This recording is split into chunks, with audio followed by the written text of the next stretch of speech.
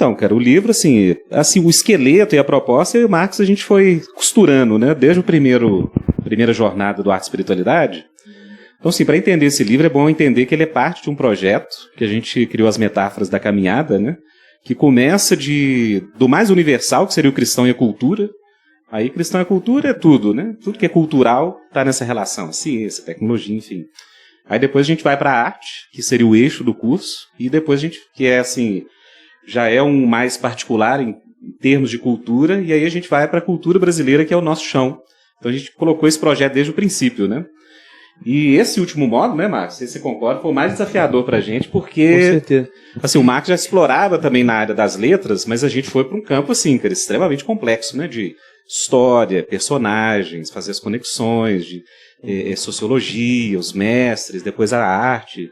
Então, assim, pra mim foi uma descoberta. Eu falo assim, cara, foi uns 4 anos, assim, desde que começou a espiritualidade, a gente já começou a ler, trocar ideias de como que a gente ia fazer.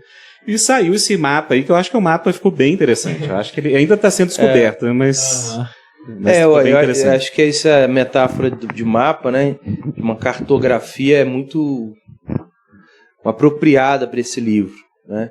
E é um mapa que pretende ouvir, né, os personagens, os intérpretes e as obras, que é uma coisa muito inovadora, né?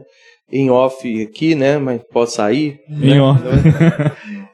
Quando eu fui lá no Bial, o tema não era esse, né? O tema era a música gospel e todos os questionamentos em relação a esse termo na novela Vai na Fé, né? E no finalzinho ele entrou nesse livro, que é um livro que ele já tinha recebido, que um dos redatores dele conhecendo a obra, achou interessante fazer um programa sobre esse livro. Acabou não acontecendo, por outros fatores lá, mas ele recebeu o livro, a diretora recebeu o livro e começou a ler. Mas ele não tinha feito a conexão de que era a mesma pessoa? Que era a mesma pessoa, que eu estava lá com ele e tal. E aí ele falou assim, cara, quando eu fiquei sabendo que era você, eu não acreditei, porque tipo assim, esse livro é meu livro de cabeceira, eu estou lendo ele, é um livro importantíssimo, né? Meu livro de referência hoje. Ou ele é um excelente ator, né? Mas eu acho que ele é jornalista. Vai te convencer. Cara, mas eu fiquei impactado, assim, eu falei assim, caramba, que interessante, né? Tanta gente escreveu sobre o Brasil, mas foram dois, assim, protestantes sem pedigree algum, né? Que vai lá, só que eu acho que realmente é inovador, cara. Não existe na literatura brasileira uma organização assim. Se você quer apresentar o Brasil, como é que você vai apresentar? Porque a gente chegou a essa conclusão, que a gente vive essa dualidade de sermos locais e globais, especialmente por causa da nossa fé cristã, né? Então a gente tem comunhão com o cristão lá da Arábia Saudita, da Índia e do Japão. A gente vê um irmão desse assim, na hora você sabe que é da família. Você não precisa trocar 2 minutos de conversa com o cara, você já é de casa, entendeu? Mas É de casa. É de casa. Tem a questão cultural, da influência norte-americana nas nossas músicas, que é demasiada, né? Tipo assim, é muito australiana, foi um tempo, agora voltou para os Estados Unidos, né? A Bethel e etc. Tem sim um pêndulo, né, da nossa identidade que vai para o global, mas a gente esquece totalmente do local, assim, esqueceu durante muito tempo, e aí a gente, como é que a gente vai apresentar o Brasil para nós, evangélicos, né, cristãos? Então a gente chegou a essa conclusão, cara, tem os personagens, que a princípio a gente pensou em ser espécie de arquétipos, né, da identidade brasileira, ou das identidades, né, dessa multiplicidade que é o Brasil, e os intérpretes também, que é um eixo muito importante, né? Tipo assim, quem que inventou o Brasil, cara? Essa leitura de Brasil, né? A gente vai pegar os clássicos, né? A gente vai pegar também a galera, os contestados, e vai sempre apontar assim, esses contrapontos e chegar nas obras de arte que são assim, a materialização da imaginação brasileira. Né? Então, nesse sentido, realmente ela é um trabalho muito inovador. Mas, ao mesmo tempo, ele é um catálogo. Né? Porque ali tem uma bibliografia que o cara vai poder se orientar e vai poder ir lá, né, Rodolfo, na biblioteca e pegar e aprofundar. Mas as coisas mais importantes estão aqui, né, assim, no sentido de uma introdução, sabe? E é inovadora também porque existe esse contraponto. O Rodolfo fala uma coisa. Sim. Às vezes eu chego e digo, não é bem assim não. Não sei não. Lembro nas aulas lá, depois que eu ouvi o comentário do Marcos, assim, eu criava a aula, o Marcos ouvia a aula e fazia o dele. E eu puxei mó sardinha pro Pedro II, cara, para achar o Pedro II o máximo. Aí o Marquinhos chega e detona o Pedro II. Eu falei, ô Marquinhos, pô, cara, você pegou pesado demais com o Pedrão Banana.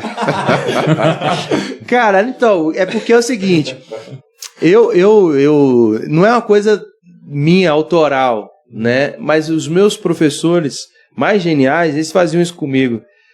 Cara, dava raiva, bicho. Ele passava 10 minutos da aula, assim, ensinava um negócio e, pô, é isso aí, velho. Aí 10 minutos depois, pegava um outro filósofo, totalmente diferente. Pô, mas eu gosto disso aí também. Se tinha traído, né? É. Tinha gostado. Caraca. Agora, né? Aí eu fui descobrir que eu sempre fui heterodoxo mesmo e não tem jeito. Né? E também aquele que é um cara que eu gosto muito, que é o Mangabeira Unger, ele fala sobre essa coisa de aprender duas vezes, né? De você... E eu trouxe isso também para o nosso livro, né? Ouvir duas vozes, que é uma coisa também musical.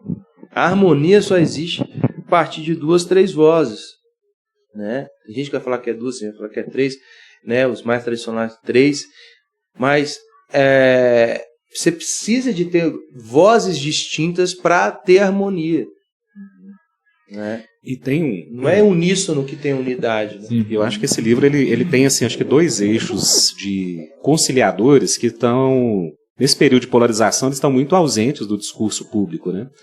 Então, primeiro, é esse diálogo, né, de 2 pessoas que têm talvez posições políticas um pouco distintas e um olhar distinto para... E tem um terceiro, né? O Davi também participa do livro, que participa né? também, né? Que também contribuiu bastante, principalmente no capítulo sobre a história do protestantismo no Brasil. É a tríade. É a tríade. Dó, mi, sol. Mas ali, cara, uma coisa que o livro tem também, que eu falo, por isso que a questão da conciliação ou reconciliação é muito importante, porque a gente também conseguiu unir, por exemplo, intérpretes, que via de regra, se você pega um livro hoje dos intérpretes do Brasil, ele já vem numa formatação ideológica já pré-programada, né? Então, muitas vezes você vai ver o pessoal mais conservador e não vai ver o pessoal mais, né, na esquerda. Ou, por exemplo, tem um lado dos contestadores do Brasil, que é só o pessoal da esquerda, né? Não vê ninguém, mas Gilberto Freire, Sérgio Buarque de Holanda, ali, originalmente não está lá. E a gente conseguiu fazer isso com intérpretes que seriam divididos no olhar mais erudito, contemporâneo, e os personagens, né? Por exemplo, você pega um Zumbi e um Rebouças, colocar os dois como modelos de luta do pleito negro no Brasil. Essa é uma coisa que hoje na cultura os dois estão assim, cada um num polo, né? E aí os conservadores pegam Rebouças e fazem o Rebouças conservador, que ele também não era, o que fizeram também com o Zé Bonifácio. Então acho que no livro, assim, o pessoal que tem lido o livro tem falado muito isso, cara, a honestidade sua de reconhecer. Então, cara, você não precisa esconder nada do Zumbi. Zumbi tinha escravos? Provavelmente, porque todo mundo tinha escravos da época. Mas o cara, pelo menos, ele afirmou num contexto nacional que ele podia ter escravo branco. Porque escravo não tinha que ser só negro. Tipo assim, quem falou que escravo é só negro? Pô, se a escravidão existe, então tem que ter escravo branco também. Então, assim, do ponto de vista de liberdade do povo negro, foi fundamental, né, do pleito. Mas aí a gente colocou isso, pô, cara, mas a pessoa que também hoje luta por identidade, né, e compartilha da cor preta no Brasil, será que Zumbi é o único paradigma que pode dar para ele um referencial? Um cara totalmente antissistema, totalmente, né, século XVII. Por que não um Rebouças, que é um cara que estava na sociedade e foi respeitado pela qualidade daquilo que ele produzia, né? Como engenheiro e como Joaquim Nabuco falava, ele foi a mente mais digamos, sintetizadora do movimento abolicionista foi um negro, foi o Rebouças. Né? Às vezes vai muito pro lado do Joaquim, né, Nabuco, mas o cara que articulava mesmo era o Rebouças, né? Mas, cara, acho que tem um achado aí, uma coisa tão linda, né? Falando do Nabuco, que é o Desejar da Fé, né? Esse livro impactou muito a gente, cara, quando a gente estava preparando o Arte e Espiritualidade. Conta um pouquinho aí, Rodolfo, sobre esse... Como é que foi? Porque o Rodolfo que achou essa... Cara, então, eu sempre fui fascinado com a figura do Nabuco, né? Um cara, assim, genial. Dentre os políticos e aristocratas do Brasil do século XIX, para mim ele foi o maior, assim, em termos de alguém que lutou pela nação por coisas boas. E ele é um cara que ninguém nunca associou com a fé. Né? Então, assim, não, o Nabuco é um cara liberal, clássico, né? Mas aí a gente descobre, né, que ele teve uma reconversão à fé na Inglaterra, depois que ele foi exilado, foi exilado junto com a família imperial, né, no mesmo período. E ele escreveu esse livro que, no nosso modo de ver, assim, é a maior obra de defesa da fé cristã escrita em língua portuguesa, pelo menos assim, no contexto brasileiro. É esse livro dele, foi escrito originalmente em francês, né? Fé Evolui. E foi traduzido acho que em 85 ou 95. Só foi traduzir agora, há pouco, né? O Rodolfo traduziu. Cara, não foi eu que traduzi, mas eu acho que eu consegui popularizar ele, porque eu encontrei ele no arquivo da Fundação Joaquim Nabuco. E ele, assim, pouquíssimo conhecido no contexto nacional, né? Tanto de intelectuais quanto cristão, principalmente cristão. Tem uma coisa linda dessa reconversão, né? Desse reencontro com a fé cristã, que foi uma experiência estética, né, Rodolfo, dele. A beleza, a singeleza de uma capelinha lá em Londres, né? Assim, quando ele viu que tudo fazia sentido. Aqueles cantos antigos que ele ainda guardava na memória, né? Da sua ama de leite, que cantava para ele aqueles hinos, e aquilo tudo se conectou, né? Ali, a questão do pecado, a questão da redenção. Tinha uma experiência que ele conta, né, naquela parte. Gente, eu creio que é um dos trechos mais lindos da literatura brasileira, quando ele fala da experiência em Maçangana. Isso. Que é, né, o engenho em Cabo de Santo Agostinho, Grande Recife.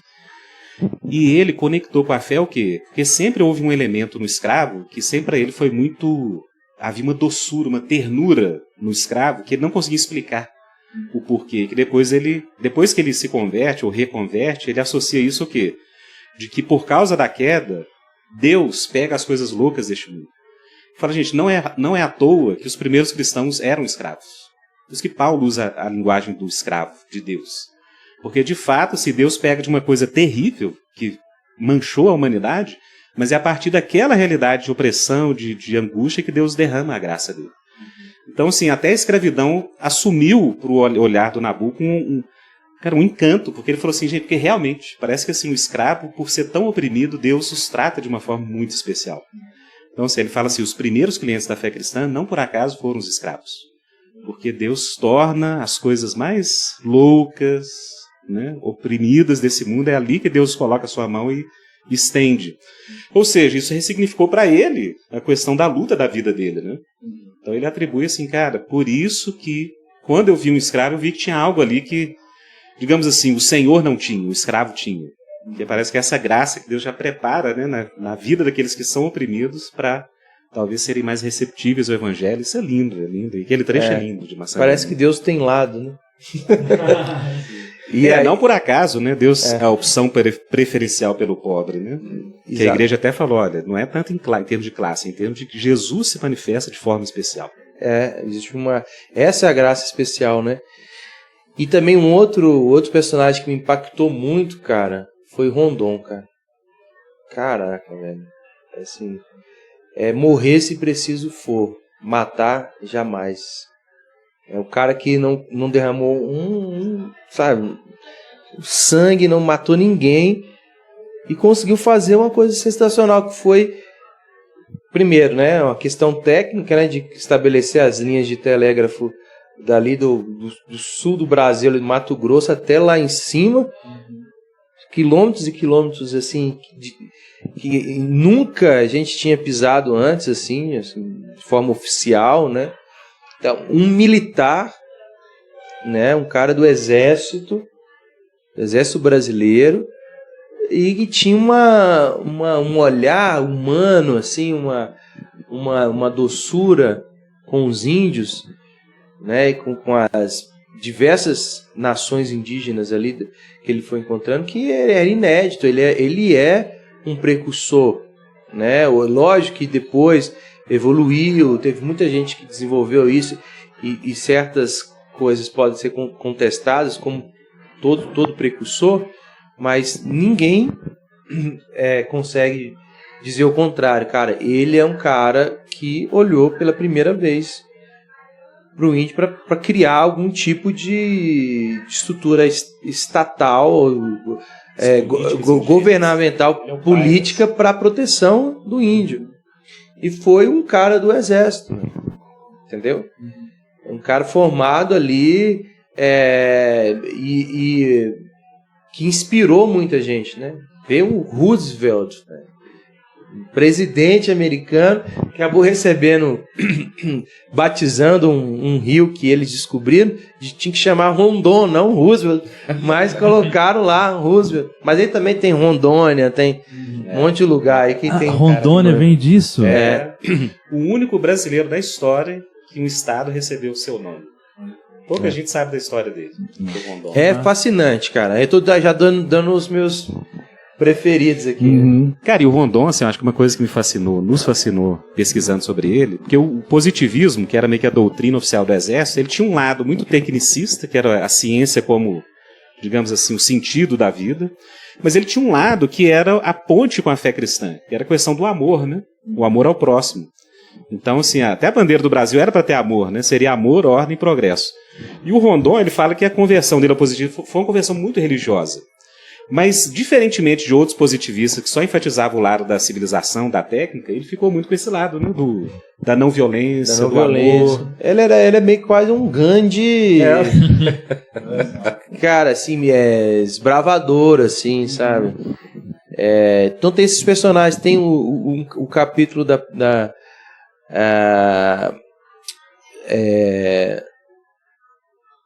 Princesa Isabel, da Chica da Silva, das mulheres, né? Sim. Chica da Silva, que eu fui fazer um link com a Chiquinha Gonzaga, que é uma viagem, assim, porque no nosso imaginário, assim, quando a gente pensa em Chica da Silva, a gente pensa já com a trilha sonora do filme lá do Cacá Diegues, né? E é do Cacá Diegues mesmo, né? O filme dele. E então tem aquela trilha sonora toda que é uma adaptação nova, contemporânea e tal. Mas o que ela ouvia? Eu fiquei viajando nisso, né? O que Chica da Silva ouvia? Então um trabalho de reconstituição da paisagem sonora daquele tempo.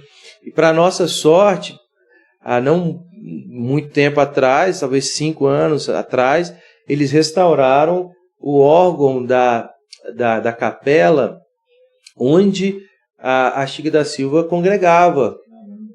Então você consegue ouvir hoje que ela ajudou a construir, ela bancou, e é um órgão feito com madeiras nativas, que não pegou cupim, não pegou nada. A galera trazia lá de fora, né, o mobiliário, as coisas, tudo já acabou, já era. Mas a nossa madeirinha aqui da Mata Atlântica continua firme e forte.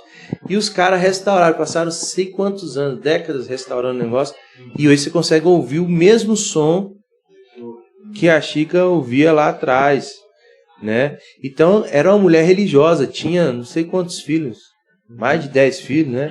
13 filhos. 13 filhos. Parece que 5 homens foram levados com o último marido dela, e ela criou sozinha as mulheres, que eram, parece que 8 ou 9 mulheres. Então, tipo assim, esses desafios que o livro colocou pra gente foram deliciosos, né? A gente trabalhou muito, uma coisa assim que há tempo eu não fazia, que era trabalho mais acadêmico e tal, porque mesmo sendo um comentário um pouco mais leve, né, o trabalho mais pesado dele, eu não podia fazer qualquer coisa, né, cara? Claro. Você pode falar que eles são curtos, mas não são leves. E esse trabalho de restauração, né? Eu fiquei pensando, eu tô lembrando de uma parte que você fala do barroco, aí você vai falar, beleza, tem aqui a arte barroca, mas que música que tocava? Você Exatamente. fez esse esquema também de Dali aos pra musicólogos frente, que estudam essa época, né? O que tocava Isso. dentro dessas igrejas. Então, um trabalho de pesquisa pesado mesmo, né? É um trabalho de pesquisa, que, aliás, é um assunto que acho que seria legal trazer ali para o nosso painel, né? As possibilidades para ficção, né? A ficção produzida por cristãos que se interessam pelo seu país, né? Pela sua terra. Tá aí, tem uma mina, cara. O mapa da mina tá aí, né?